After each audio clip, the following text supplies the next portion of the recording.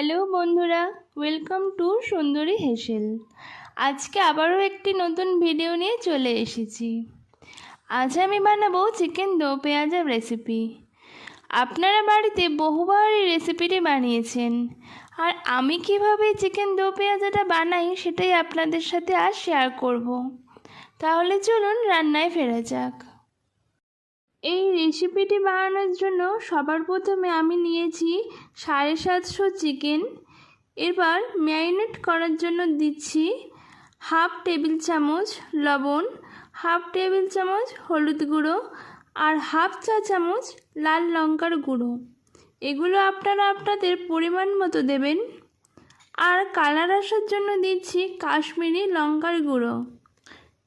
এরপর আমি দিচ্ছি 1 টেবিল চামচ পাতিলেবুর রস আর দিচ্ছি 2 চামচের মতো সাদা তেল দিয়ে ভালোভাবে মাখিয়ে নিচ্ছি।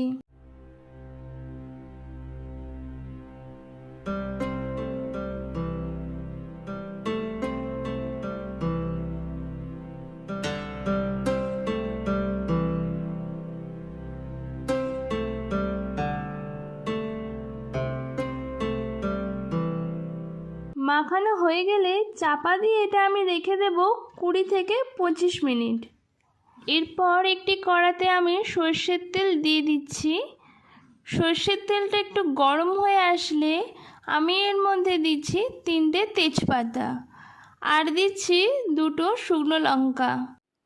এরপর দিচ্ছি গোটা গরম মশলা, 2টো দারচিনির টুকরো, 3টে ছোটো এলাচ আর 3টে লবঙ্গ আমি দিলাম। দিয়ে সবকটাকে একটু নাড়াচাড়া করে নিতে হবে।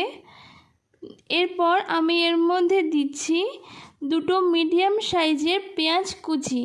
আমি পেঁয়াজগুলোকে খুব সুন্দর মিহি করে কুচিয়ে নিয়েছি।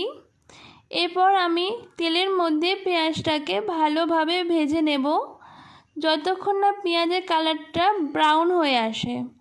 ভালোভাবে আমি নাড়াচাড়া করে পেঁয়াজটাকে ভাজছি। দেখুন পেঁয়াজটা লাল হয়ে এসেছে। এরপর আমি এর মধ্যে দিচ্ছি 1 টেবিল চামচ আদা রসুন বাটা দিয়ে আবারও ভালোভাবে নাড়াচাড়া করে ভাজা ভাজা করে নিচ্ছি। এরপর আমি এখানে একটা বড় সাইজের টমেটো কুচি করে নিয়েছি, সেটা দিয়ে দিলাম। আপনারা চাইলে টমেটো বাটাও ব্যবহার করতে পারেন, বাট আমি এখানে টমেটো কুচি দিচ্ছি। দিয়ে ভালোভাবে নাড়াচাড়া করে এটা ভাজা ভাজা করে নেব, যাতে আদা রসুনটা পুড়ে না যায়। তার জন্য আমি সামান্য একটু জল দিলাম। দিয়ে আমি ভালোভাবে এটাকে নাড়াচাড়া করছি।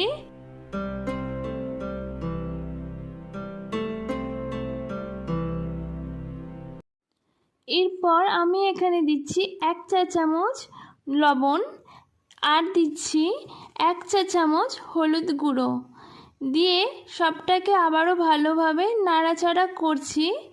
এটা থেকে খুব সুন্দর স্মেল এসেছে গোটা গরম মশলা ফোড়ন দেওয়ার জন্য। এরপর এর মধ্যে দিচ্ছি হাফ চা চামচ জিরে গুঁড়ো আর হাফ চা চামচ ধনে গুঁড়ো। এগুলো আপনারা আপনাদের পরিমাণ বুঝে দেবেন। এবার সবকটা মশলাকে আমি ভালোভাবে নাড়াচাড়া করে ভাজা ভাজা করে নিচ্ছি। দেখুন আমার এটা থেকে খুব সুন্দর তেল ছেড়ে এসেছে। এরপর আমি আগে থেকে টক দই ফেটিয়ে রেখেছিলাম, সেই টক দইটা আমি দিয়ে দিচ্ছি। অবশ্যই আপনাদেরকে টক দইটাকে খুব ভালোভাবে ফেটিয়ে নিতে হবে। দিয়ে ভালোভাবে নাড়াচাড়া করছি। দেখুন এটা থেকে যতক্ষণ না তেল ছেড়ে আসে ততক্ষণ আমি ভালোভাবে নাড়াচাড়া করে রান্না করব।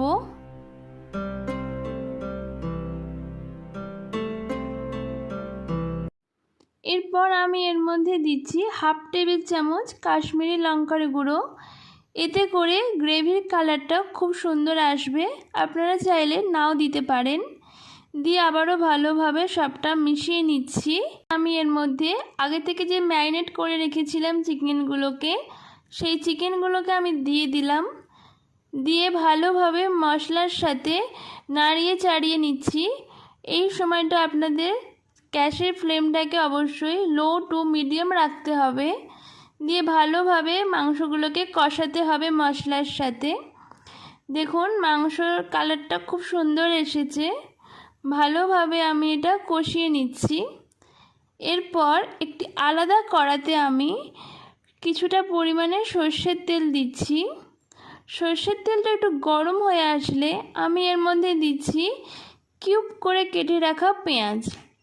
পেঁয়াজটাকে আমি দেখুন কীরকম সাইজ কীরকমভাবে টুকরো করেছি। এরপর আমি এটাকে ভালোভাবে তেলের সাথে ভাজা ভাজা করে নেব। খুব বেশি ভাজার দরকার নেই, শুধু নরম হয়ে আসবে এই ততটাই আমরা ভাজবো। ভালোভাবে নাড়াচাড়া করে নিয়ে এরপর আমি এর মধ্যে দিচ্ছি ওই কিউব করে রাখা টমেটো দিয়ে আবারও সবটাকে একটু ভালোভাবে নাড়াচাড়া করে নেব।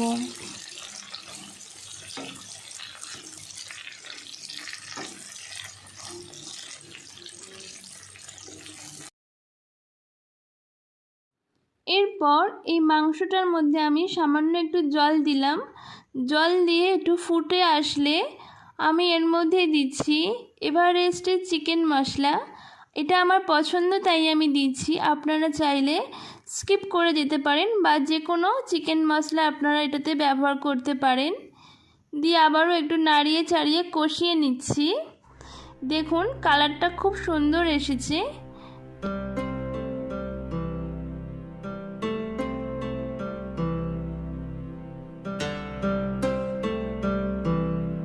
এরপর ভালোভাবে কষানো হয়ে আসলে আমি এর মধ্যে দিচ্ছি জল।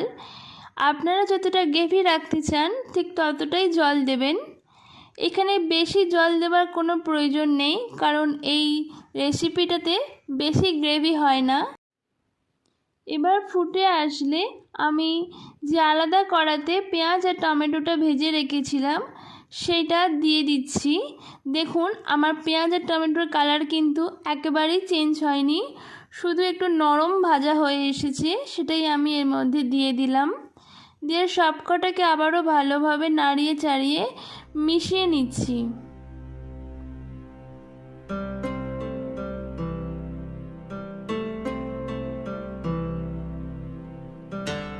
এটা আপনাদেরকে খুব ভালোভাবে সময় নিয়ে কষাতে হবে। রান্নার টেস্ট কিন্তু আসে এই কষানো থেকে। তার জন্য আপনাদেরকে গ্যাসের ফ্লেমটাকে মিডিয়ামে রেখে ভালোভাবে কষাতে হবে। আমার এটা হয়ে এসেছে। এরপর আমি উপর থেকে 1 চা চামচ গরম মশলা গুঁড়ো দিয়ে দিলাম। এরপর আমি একটু নাড়িয়ে চাড়িয়ে মিশিয়ে নিচ্ছি। এবার একটু পরে আমি এর মধ্যে দিয়ে দিলাম 3টে কাঁচা লঙ্কা। আমি কাঁচা লঙ্কাগুলো গোটা দিয়েছি, আপনারা চাইলে কেটে বা কুচি করে দিতে পারেন। আর দিচ্ছি কুচনো ধনেপাতা। দিয়ে ভালোভাবে ফুটে আসলে আমি এটা নামিয়ে নিচ্ছি একটা সার্ভিং বলে।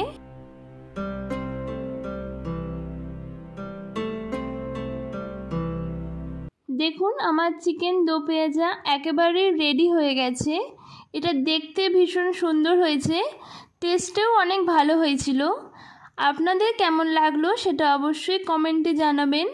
যদি ভালো লেগে থাকে তাহলে অবশ্যই একটা লাইক করবেন, বন্ধুদের সাথে শেয়ার করবেন। আর আমার চ্যানেলের ভিডিওগুলো যদি আপনাদের পছন্দ হয় তাহলে অবশ্যই আমার চ্যানেলটাকে একটা সাবস্ক্রাইব করে আমার পাশে থাকবেন। দেখা হচ্ছে আবারও পরের ভিডিওতে। আজকের মতো ধন্যবাদ।